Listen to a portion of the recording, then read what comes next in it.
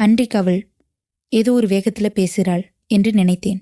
ஆனால் போக போக அவள் போக்கை பார்க்கும்பொழுது அவள் போட்ட சபதத்தை நிறைவேற்ற எந்த எல்லைக்கும் போவாள் என்பது கொஞ்சம் கொஞ்சமாக எனக்கு விளங்கியது. நான் பாலு. இது என் அண்ணிக்கும் எனக்கும் இடையில நடந்த கதை. எங்கள் குடும்பத்தில் என் பெற்றோரோடு நானும் என் அண்ணனும் வசித்து வந்தோம். என் அண்ணன் தனியார் கம்பெனியில் வேலை செய்கிறான். நான் கல்லூரி படிக்கிறேன். என் அண்ணனுக்கு பக்கத்து ஊர்ல பெண் பார்க்க சென்றோம்.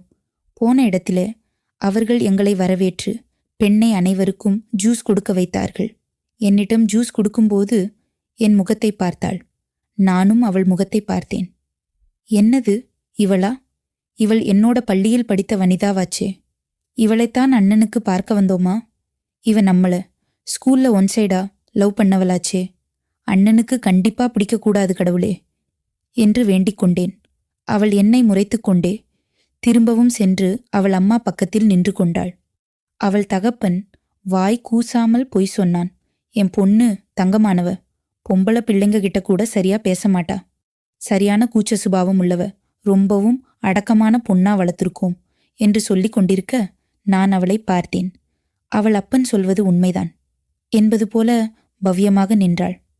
என்னடா பொண்ணு ஓகேதானே, அப்புறம் அது சரியில்லை இது சரியில்லைன்னு சொல்லக்கூடாது என்று அம்மா சொல்லும்போதே எனக்கும் பிடிச்சிருக்கு என்று ஒரே போடாக போட்டான் அண்ணன். அவர்கள் திருமணமும் நடந்தது. திருமணத்தை பார்த்துவிட்டு திரும்பவும் என் கல்லூரி ஹாஸ்டலுக்கே வந்து சேர்ந்தேன்.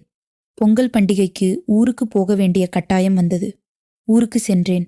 அங்கே என் அண்ணியாக என்னை பள்ளி பருவத்தில் வம்படியாக காதலித்த என் விரோதி நின்றாள். எல்லோரும் வீட்டில் சாப்பிட்டு முடித்திருக்க இரவு 10 மணிக்கு எனக்கு சாப்பாடு பரிமாற வந்தாள். எனக்கு சாப்பாடு போட்டுக்க தெரியும், நீ போகலாம் என்றேன். உனக்கு சாப்பாடு போடலன்னா அத்தை திட்டுவாங்க. எனக்கு எதுக்கு அந்த பேச்சு? இரு சாப்பாடு போட்டு கொடுக்கிறேன் என்று அருகில் வந்தாள். இப்போ சாப்பிடணுமா வேண்டாமா என்று எழுந்தேன். ஏன் மூஞ்ச காட்டுற? பள்ளிக்கூடத்துல தான் என்னை பிடிக்கலன்னு தட்டி கழிச்ச. இப்போ நான் உன் அண்ணி. உன் நல்லது கெட்டத்துல எனக்கும் பங்கு இருக்கு. கல்யாணமாகிற வரைக்கும் நீ என் பிடியில தான் இருக்கணும் என்றாள் திமிராக. அதெல்லாம் கனவிலும் நடக்காது. நான் பொங்கல் முடிஞ்சதும் பழையபடி ஹாஸ்டலுக்கு போயிடுவேன். அங்க உன்னால வர முடியாது அப்படின்றத திமிரா சொன்னேன். உன் அண்ணன் போட்டோவை காமிச்சு உன் ஊரை சொல்லும்போதே நல்லா விசாரிச்சேன். கடைசியில அது உன் வீடு. மாப்பிள்ளை வேலை செஞ்சாலும் செய்யாட்டியும் பரவாயில்ல, நான் அந்த வீட்டுக்கு தான் போவேன் என்று என் அப்பனிடம் அடம்பிடிச்சு இந்த வீட்டுக்கு மருமகளா வந்திருக்கேன். நிச்சயம் உன்னை என் கட்டுப்பாட்டுக்குள்ள கொண்டு வருவேன் என்று சபதம் செய்தாள். உன்னால் முடிஞ்சத பார் என்று நானும் வீம்புக்கு சவால் விட்டேன். இதற்கிடையில் எங்க அம்மா வந்தாள். என்னடி, என் புள்ளைக்கு சாப்பாடு போடாம வெறும் தட்டோட உட்கார வச்சிருக்க என்று ஆவேசமாக பேசி அவளை அனுப்பினாள். பிறகு நானும் சாப்பிட்டுவிட்டு என் அறையில் தூங்கினேன்.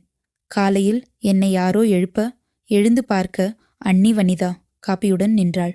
ஃபாலு, எவ்வளவு நேரமா தூங்குவ? இந்த காப்பியை குடிச்சிட்டு வெளியே வா, நாம எல்லோரும் படத்துக்கு போகிறோம் என்று சிரித்தாள். எனக்கு பல் விளக்காமல் காப்பி குடிக்கும் பழக்கம் இல்லை என்று எழுந்து போனேன். அவள் எனக்கென்று வாங்கி வந்த புது துணிகளை எடுத்து வந்து கொடுத்தாள். உன் அண்ணன் வாங்கியது. உன்கிட்ட கொடுக்க சொன்னார் பாலு. சீக்கிரம் கிளம்பு, எல்லாரும் உன் அண்ணன் கார்ல.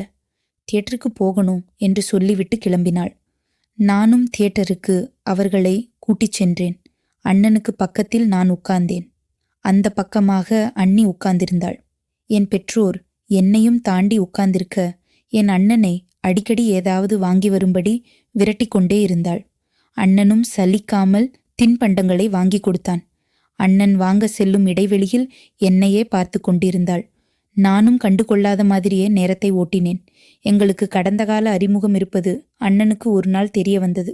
எங்க அண்ணன் என்னை கூப்பிட்டான். உனக்கு அண்ணியை ஏற்கனவே தெரியுமா என்றான். இவனுக்கு யாரு சொல்லியிருப்பாங்க? ஒருவேளை அண்ணி சொல்லிட்டாளா? இப்போ என்ன சொல்லி சமாளிக்கிறது என்று யோசித்தேன். ஏண்டா திடீர்னு அப்படி கேட்ட அப்படின்று ஒன்றும் தெரியாதது போல கேட்க. இல்லடா, அவளும் உன் காலேஜில் தான் படிச்சிருக்கா. அதுவும் இப்பதான் பாதியில நின்னுருக்கா. எப்படியும் பார்த்திருக்க மாட்டியான்னு தான் கேட்டேன் என்று சொன்ன உடனே எனக்கு அப்போதுதான் நிம்மதியானது. சும்மா குத்துமதிப்பாதான் கேட்டிருக்கான், நாம தான் பயந்துட்டோம் என்று திரும்பினேன். என் அண்ணி சிரித்து கொண்டே அங்கே நின்றாள். நாங்கள் பேசியதை கேட்டிருப்பாள் போல. என்ன பாலு, உன் அண்ணன் என்ன கேட்டார் என்று கிண்டலாக கேட்டாள். ஒண்ணுமில்ல, சும்மாதான் என்று சமாளிக்க, ஏதோ ஒரே காலேஜுன்னு காதுல விழுந்துச்சே. என்ன கேட்டார் என்றாள்.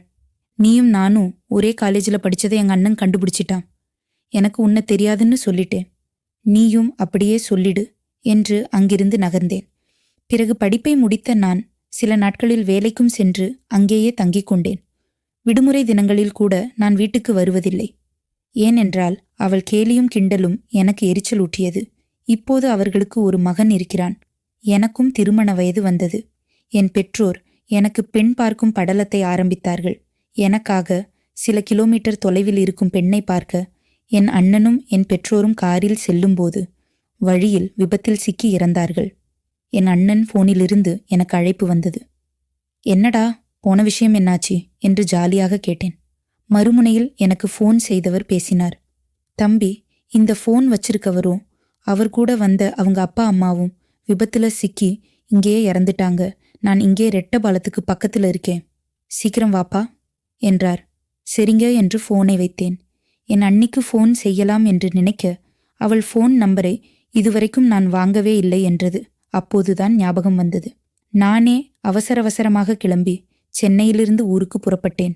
என் அண்ணியை தொடர்பு கொள்ள எந்த வழியும் கிடைக்கவில்லை. நான் போவதற்குள் அவர்களை ஹாஸ்பிட்டலுக்கு ஏற்றி சென்று விட்டனர்.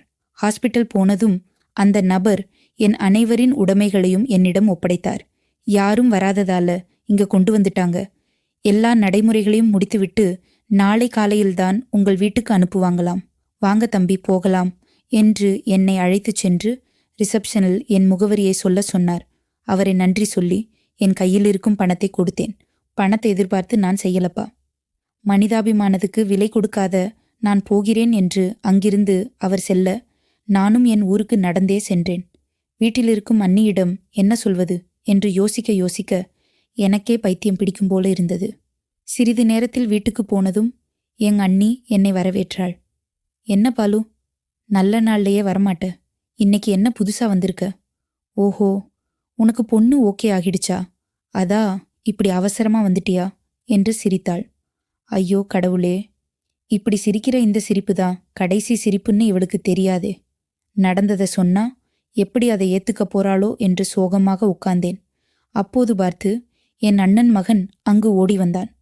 சித்தப்பா, எனக்கு என்ன வாங்கிட்டு வந்த என்று செல்லமாக கேட்டுவிட்டு நான் கொண்டு வந்த பேக்கை திறந்தான். அதில் மூவரின் செல்போனும் அவர்கள் அணிந்திருந்த நகைகளும் இருக்க அவள் பார்த்துவிட்டு, பாலு, என்ன இது? இதெல்லாம் எதுக்கு நீ வச்சிருக்க? அவங்க எங்க என்று கேள்விகளை அடுக்கினாள்.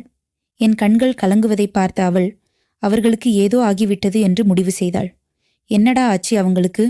இப்போ சொல்றியா இல்லையா என்று அழுத்துக்கொண்டே கேட்க அவர்கள் மூவரும் விபத்தில் காலமானதை சொல்ல அவள் அங்கேயே சரிந்து உட்கார்ந்தாள். நாளைக்கு காலையில்தான் வண்டி வரும், அதற்குள் ஆக வேண்டியதை பார்க்கணும் என்று சொல்லிவிட்டு வேண்டப்பட்டவர்கள் அனைவருக்கும் சொல்லிவிட்டேன்.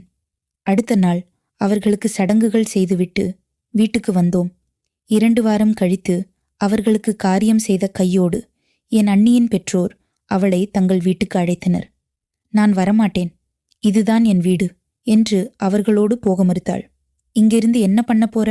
யாருமே இல்லாத இந்த வீட்டிலிருந்து என்ன சாதிக்க போற? நாங்க காத்திருக்கோம், எங்க கூடவே கிளம்பி வா என்று அவள் அப்பா கடுமையாக சொன்னார்.